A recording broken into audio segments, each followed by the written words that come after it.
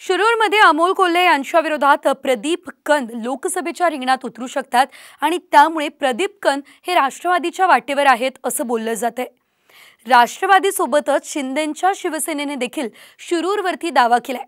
त्यामुळे शिरूरच्या उमेदवारीवरून महायुतीमध्ये खटके उडण्याची दाट शक्यता आहे। बघूयात या संदर्भातला हा खास रिपोर्ट। अमोल कोल्हेंविरोधात प्रदीप कंद शिरूरच्या मैदानात।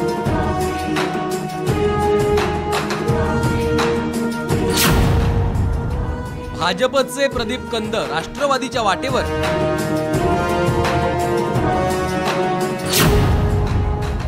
शिरूरवरून महायुतीत खटके उडणार। लोकसभा निवडणुकीचं पडघम वाजलं असून मोजक्या मतदारसंघांकडे राज्याचं लक्ष लागलंय। बारामतीत काय होणार याची सगळ्यांना उत्सुकता असतानाच पुण्यातील शिरूर मतदारसंघ प्रचंड चर्चेत आहे। अजितदादांनी शिरूरची निवडणूक प्रतिष्ठेची केल्यामुळे विद्यमान खासदार अमोल कोल्हेंच्या विरोधात महायुतीचा उमेदवार कोण असणार असा प्रश्न आहे। भाजपचे प्रदीप कंद हे राष्ट्रवादी काँग्रेसमध्ये प्रवेश करून अमोल कोल्हेंविरोधात निवडणूक लढवू शकतात अशी शक्यता वर्तवली जाते। प्रदीप कंद यांच्या आधी शिरूरमधनं शिवाजीराव आढळराव पाटील, आमदार महेश लांडगे, अजित पवारांचे पुत्र पार्थ पवार आणि दिलीप वळसे पाटलांचं नाव चर्चेत होतं। या सगळ्या नावांवरून आता प्रदीप कंद यांच्या नावाजवळ ही चर्चा येऊन थांबली आहे। पण पक्षादेश अंतिम असून वरिष्ठ पातळीवर निर्णय होणार असल्याची प्रतिक्रिया प्रदीप कंद यांनी दिली आहे। तर प्रदीप कंद आपले मित्र असून त्यांना महायुतीकडनं उमेदवारी मिळाल्यास आनंदच होणार असल्याचं अमोल कोल्हेंनी म्हटलं। पण तुम्ही इच्छुक आहात का आणि तुमची तयारी आहे का शिरूरमधनं लढण्याची? व्यक्तीपेक्षा पक्ष मोठा हे भारतीय जनता पक्षाने शिकवलेलं आहे। त्यामुळे पक्ष जो आदेश देईल, नेते जे आदेश देतील त्याप्रमाणे आम्हाला कार्यवाही करावं लागेल।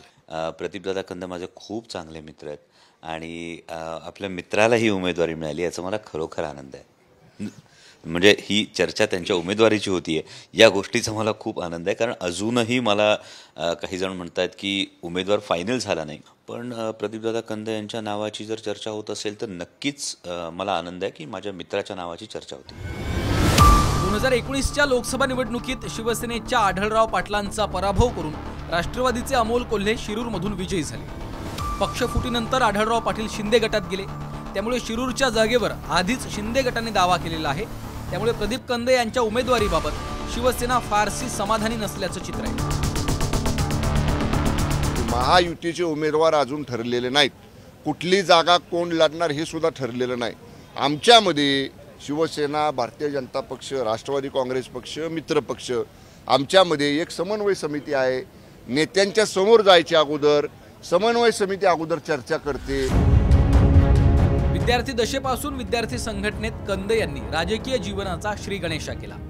त्यानंतर ते लोणीकंद गावचे सरपंच होते। पुणे जिल्हा परिषदेचे सदस्य आणि जिल्हा परिषदेचे उपाध्यक्ष आणि अध्यक्षपद त्यांनी भूषवलेलं आहे। स्थापनेपासून प्रदीप कंद राष्ट्रवादी काँग्रेसमध्ये होते, मात्र 2019च्या विधानसभा निवडणुकीच्या आधी त्यांनी भाजपमध्ये प्रवेश केला। भाजपकडनं पुणे जिल्हा बँकेच्या संचालक पदाची निवडणूक कंद यांनी लढवली।